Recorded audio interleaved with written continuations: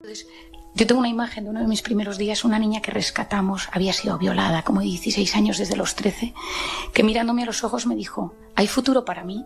Entonces esa frase, yo dije, tiene que haberlo, porque yo soy una believer, o sea, yo cuando las cosas son imposibles, ahí aparezco yo para creer en ello.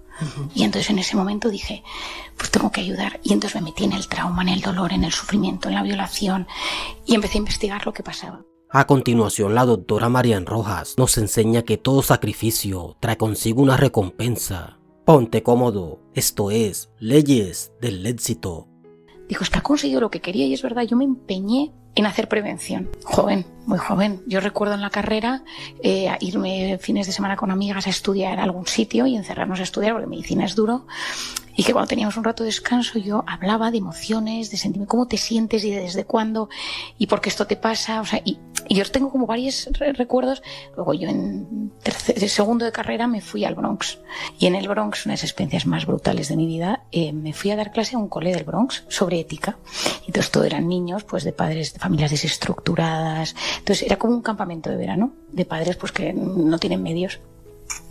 Y bueno, tengo muchas anécdotas, entre ellas un trío que me intentó secuestrar o medio por la calle, que luego me acabé haciendo amigo de uno de ellos, porque por la calle volvió a mí y lo que le pasaba es que quería que su novia abortara, ¿no? Es una de las historias más fuertes que yo he tenido en mi vida, y entonces el tío, y hablábamos por qué, y el tal, no sé qué. ¿Y ellos te intentaron secuestrar? Pues intentaron venderme droga, luego me estuvieron siguiendo, yo ya no recuerdo, mira, lo cuento y todavía me...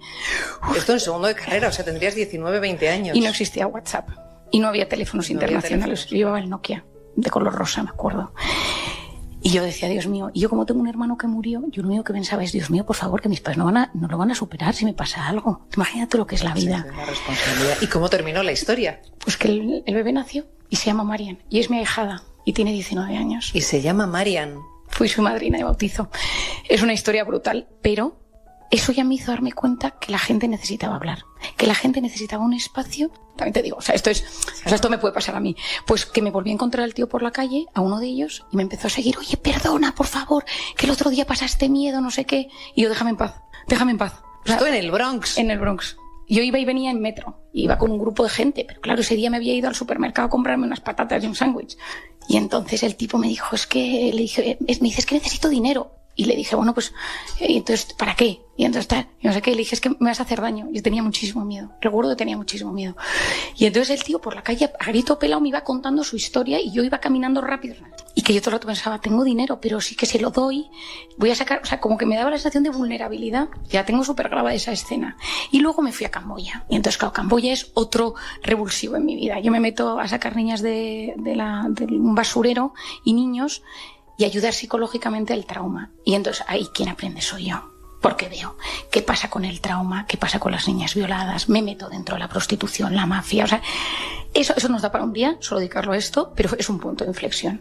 Porque ahí de repente digo, pero bueno, ¿quién es la persona que se va a Camboya? Y no me refiero solo a los autóctonos, sino el americano, el europeo, que se va a Camboya a tener relaciones sexuales con niñas menores. O sea, ¿qué pasa en la cabeza de esa persona? ¿Cuál es el origen? Y luego lo siguiente, ¿qué pasa con esas niñas? O sea, ¿hay futuro? Entonces, yo tengo una imagen de uno de mis primeros días, una niña que rescatamos, había sido violada, como de 16 años desde los 13, que mirándome a los ojos me dijo, ¿hay futuro para mí? Entonces esa frase, yo dije, tiene que haberlo. Porque yo soy una believer, o sea, yo cuando las cosas son imposibles, ahí aparezco yo para creer en ello. Y entonces en ese momento dije, pues tengo que ayudar. Y entonces me metí en el trauma, en el dolor, en el sufrimiento, en la violación, y empecé a investigar lo que pasaba. Y por otro lado, una persona que yo quería conocer en Camboya me la topo en el aeropuerto, a Somalimán.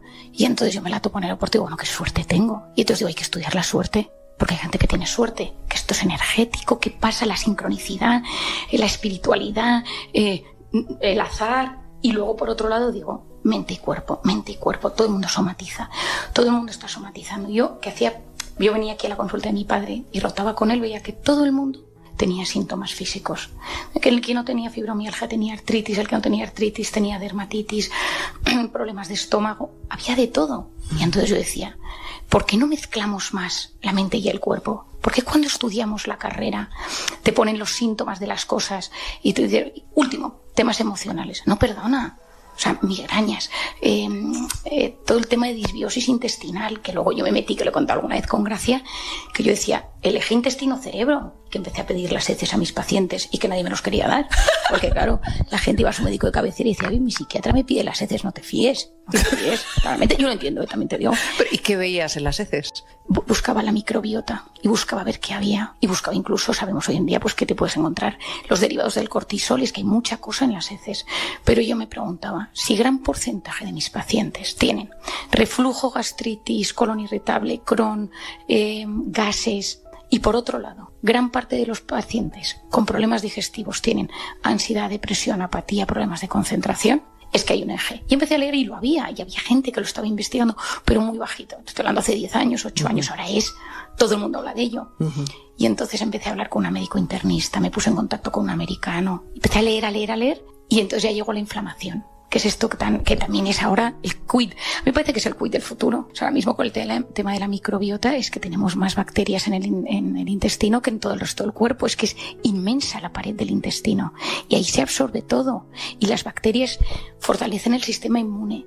Es decir, es que las bacterias del intestino, como las tengamos enfadadas, ojo, te cambia todo. Y te puede cambiar el estado de ánimo. Yo a pacientes que no toleran antidepresivos o que no quieren tratarse con medicación, entro por las tripillas. Es que como y se me hincha, es que siempre me duele, es que sube y baja. Y en el momento, tú ten en cuenta que todo el intestino y toda la pared intestinal y el esófago está recubierto de una red neuronal.